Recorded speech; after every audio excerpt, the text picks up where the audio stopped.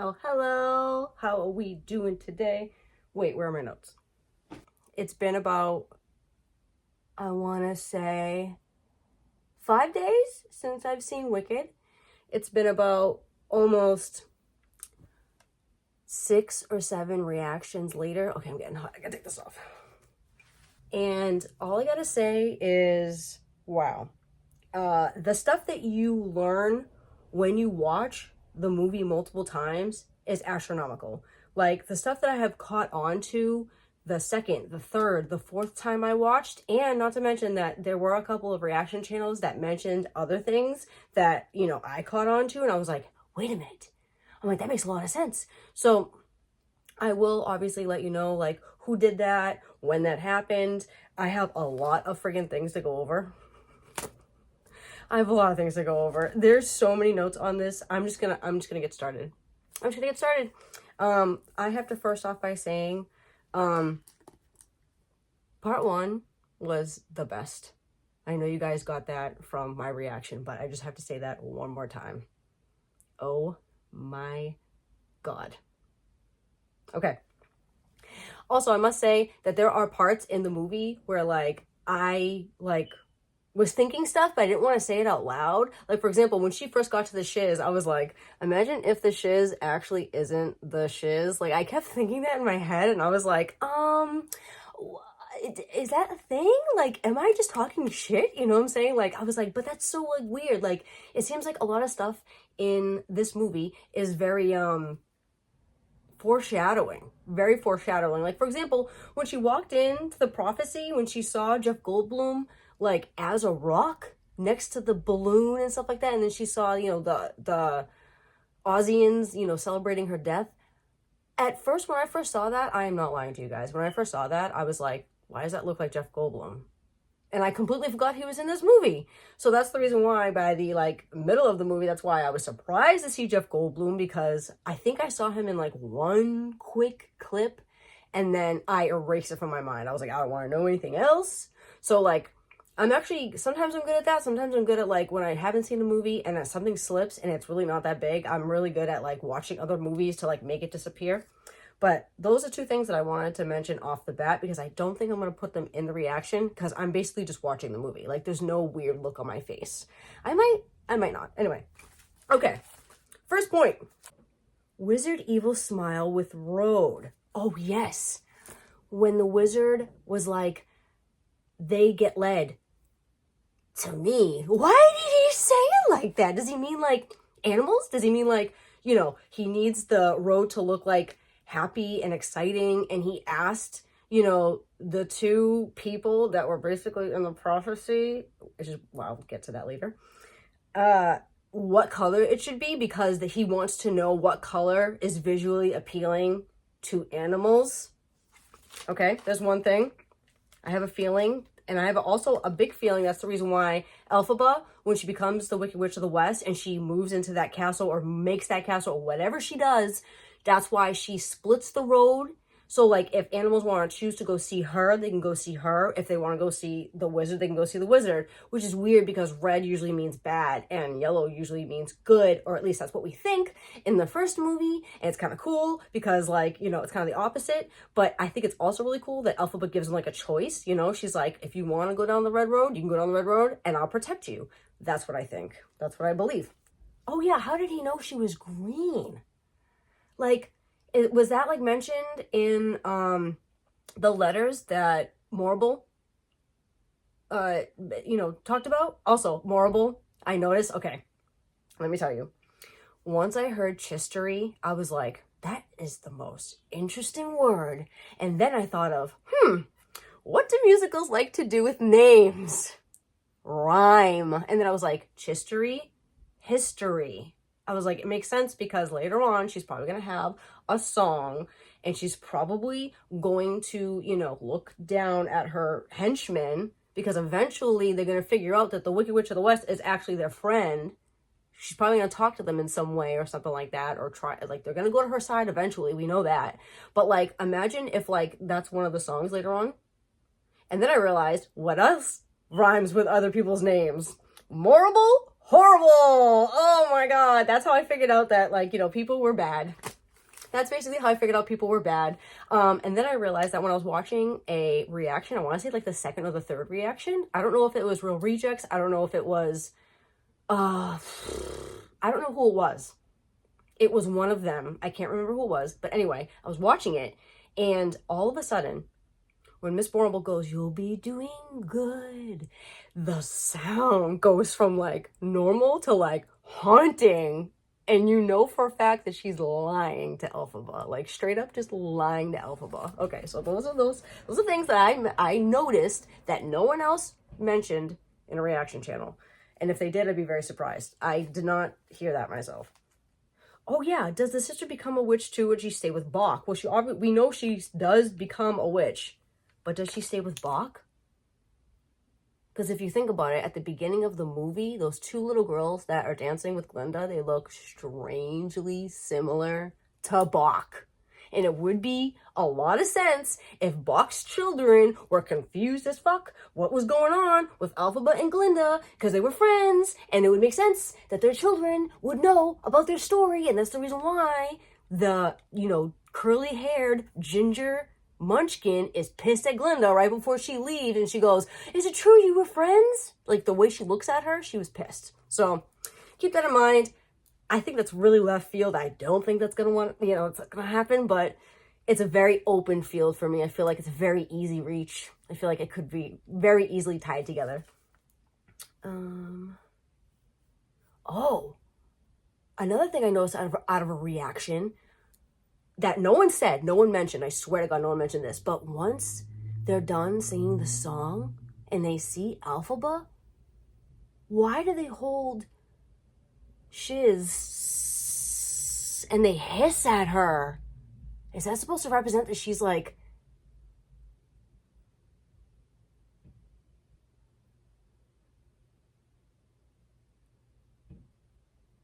oh my God, does that mean that she's a snake? Or a reptile? Or a frog? What is she? She's green. I think she represents Earth. She either represents Earth or she represents water, and that's the reason why water can defeat her. I'm just saying that right now. I think that Glinda represents the air, and that's why she's, I don't know if she's north or south. Can we get that straight? It says she's north in the movies and she's south in the books. Explain that. It makes sense why she would be south in the books, because she's technically bad. And south usually means like hell for us, so that would normally mean bad.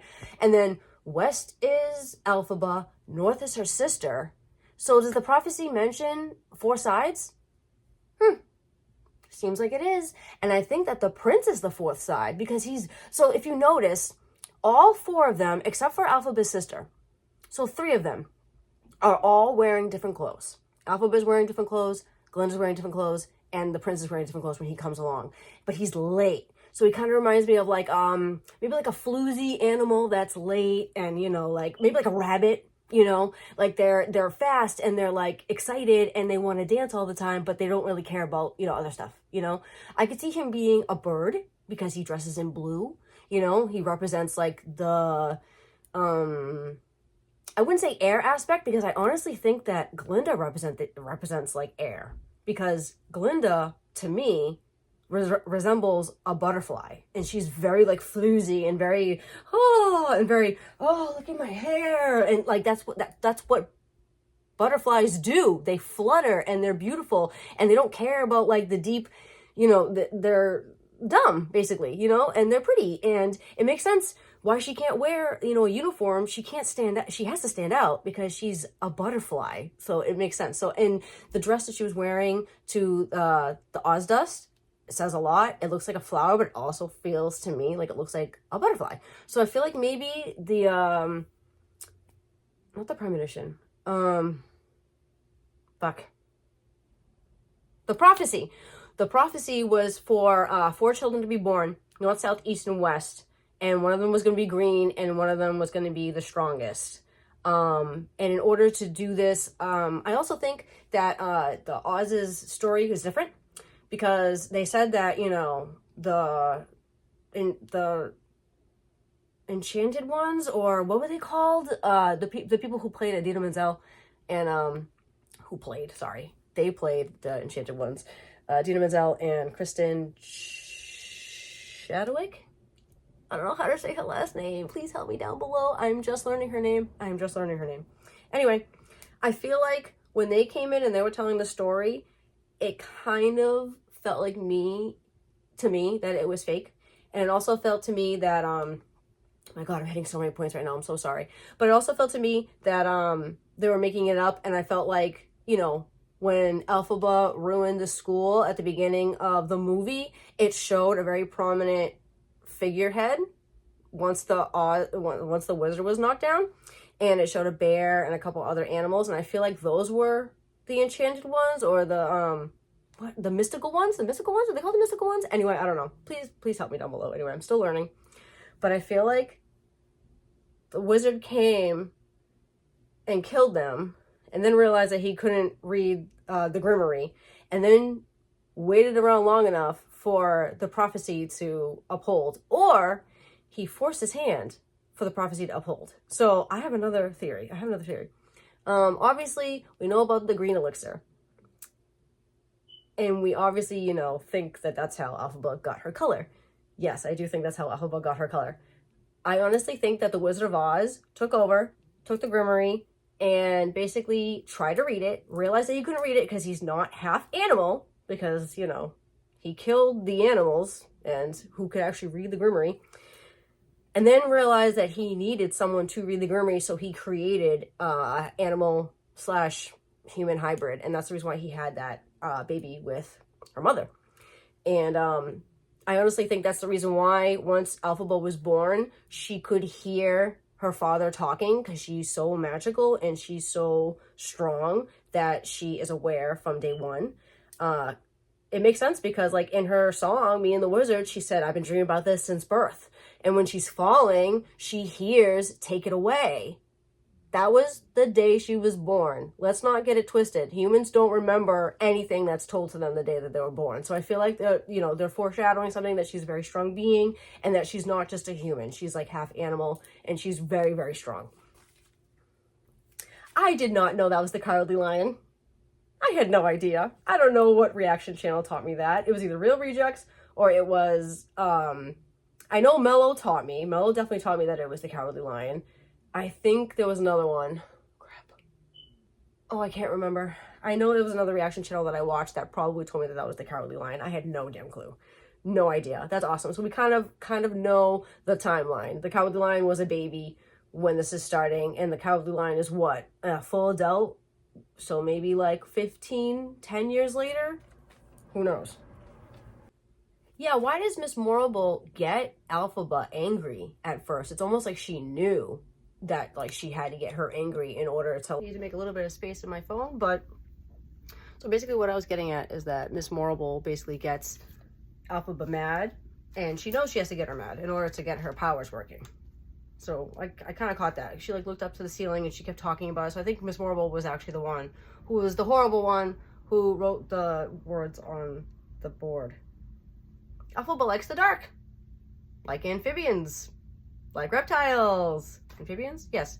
No. Is it an amphibian? No. Reptiles. Reptiles. What am I talking about?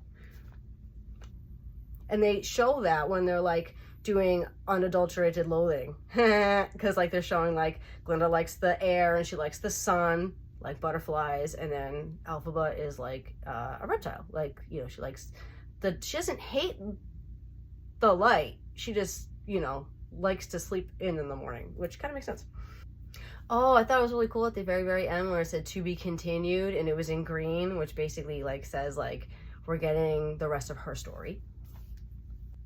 The Wicked Witch laugh, I didn't even realize that. So many reaction channels, like, put that on to me. I didn't even realize that that big laugh in the middle of the song, or the end of the song, I should say, was because it's the Wicked Witch of the West laugh. That was cool. That was very, very cool.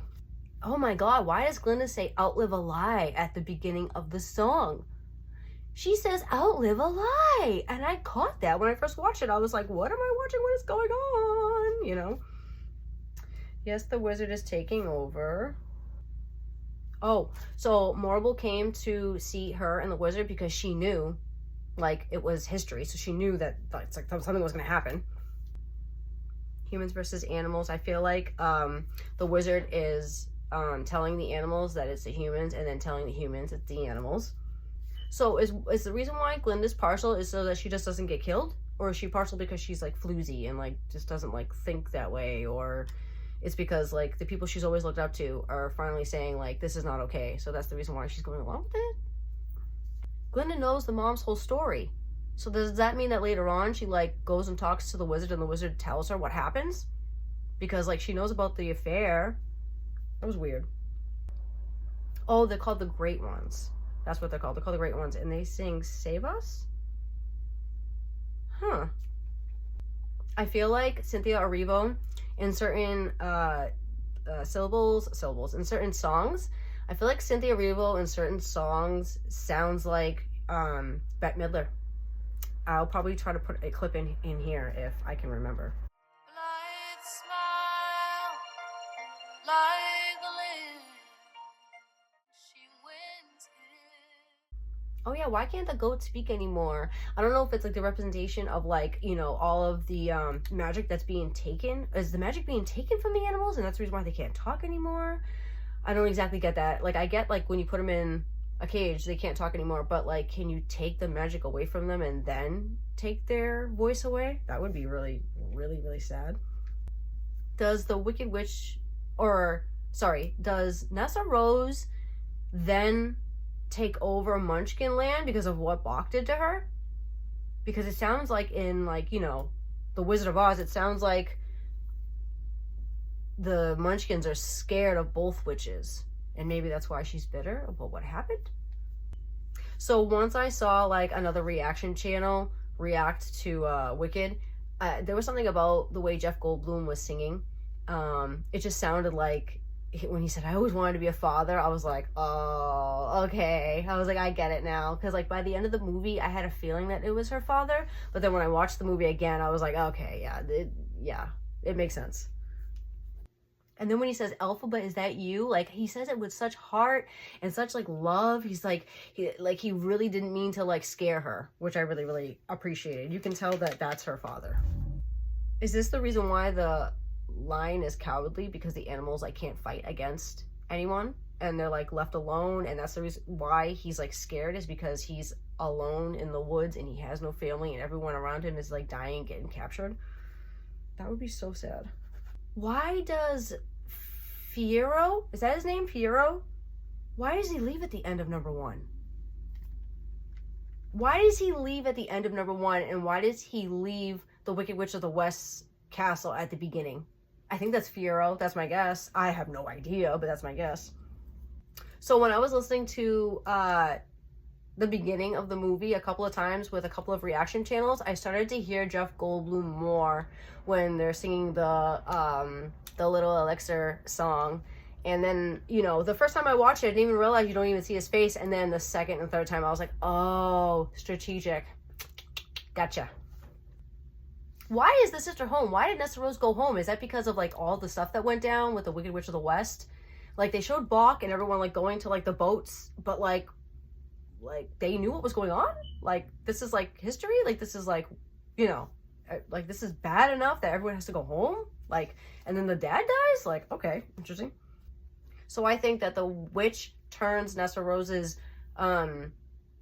glass slippers, sorry.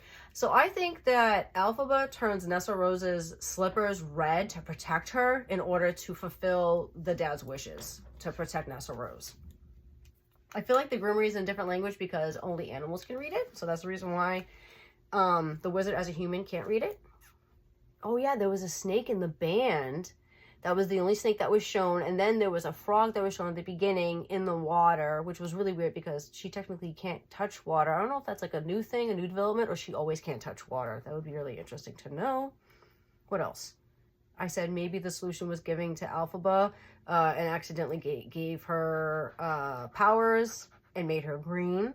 I have a feeling that maybe that elixir like had some kind of like animal genetic or something to it, and I feel like him just taking a quick swig of it did nothing to him, but then changed, you know, the effects of like her mother and, you know, the child.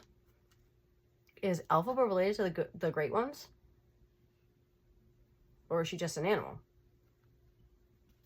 How do the Munchkins know that they were friends? Is it because they're related to Boq? Or, like, how did they figure it out? Why, when Elphaba is going on the train, why do we hear no one mourns the wicked? Is it because, like, at that point, Glinda, like, is, like, thinking to herself, like, this is my friend, and this is the part in time where I would mourn her, or something like that. I don't know. That was really weird. I thought that was really strange. Like, while she was boarding the train, like, we hear that in the background. It's, like, such a nice moment. But then we hear the sad sound, like, song. It's like, Jesus. Okay, I finally made all of my points. Jesus Christ. Okay, so there are a couple things that I missed after this video, after watching it a few more times. So I thought I would, do a little voiceover. I hope you guys don't mind. My camera on my phone is a little preoccupied right now, recording another movie. So, I honestly think that the wizard is into some kind of weird chemistry. I don't think I said that in this video. With the green elixir, I really think that he had to experiment on himself at some point, and he couldn't, he wasn't part of, what was supposed to be in the future with, the Grimmery and stuff like that. So I feel like maybe he had to find someone. So maybe that's why he had to, come up with some weird elixir. But I also think that he maybe possibly tried to, make himself, the next animal hybrid, or, tried to take the elixir himself and something, went awry, and maybe he might even have like an animal part, that's hidden somewhere. That's the reason why he feels like he needs like, this big, huge, I don't know, robot thing, Okay, anyway, I also think that Glinda wants to be powerful because she loves to be adored, and that's why she is the way that she is. I don't think she has any, like, real malicious intent. I don't really think she knows what's really going on. But other than that, I think she just wants to be powerful. I noticed that Glinda side smiles when she lies, because at the beginning, when she's talking to the Munchkins, she gives a little side smile before she gives the whole explanation about Abelfa. And then she gives a side smile to Abelfa when she gives her the hat. So from now on, anytime that little biatch side smiles, I will not believe her. Okay, the prince is a tiger. His last name is Tiggelar. So I figured that out just by, looking up his name shortly after I made this video. Does Morble die? Please don't spoil it down below, but she must, because she's not in The Wizard of Oz, so I can't wait to see that. I noticed that Elphabet's cape gets bigger, and it shows increase of power, like as she's, in high gear shift at the end and she's flying away. I think it's pretty cool.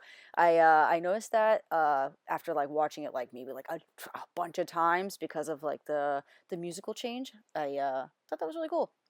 Let's see. Did Glinda and Fiyero have? Yeah, did Glinda and Fiyero have descendants from like animals, or like were they animals and then they were turned into humans? Because they have very animalistic like personality traits. It's kind of crazy how just like I keep using the word floozy. I really mean like their heads like are in the clouds. You know what I'm saying? They're very, very like selfish, Okay, and the next one, I only have two more. Did Morrible follow Abelfa to the Wizard of Oz to make sure that the weather was okay? That's another thing that I realized. Maybe that's the reason why she wanted to make sure that she, made the trip okay.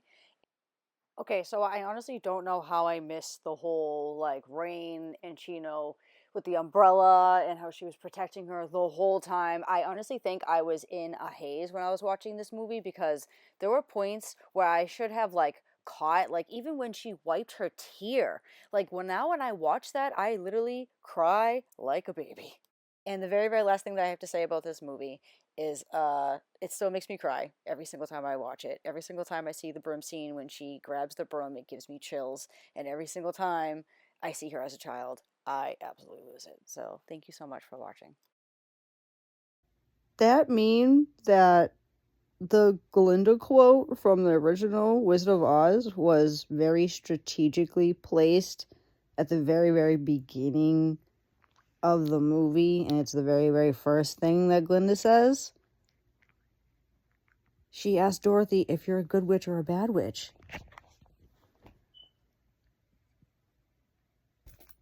But then she goes on and says, only bad witches are ugly. It's almost like she showed her true character in the first question. She said, are you a good witch or a bad witch? And then she said the second question to basically cover up the first question in front of the Munchkins. Because the Munchkins giggle right after she says it. Like, obviously. Like, only bad witches are ugly. Was that from the book? Oh my god, I'm starting. Things are clicking. Things are clicking, you guys. Things are clicking, and I cannot wait to see the second movie. Oh my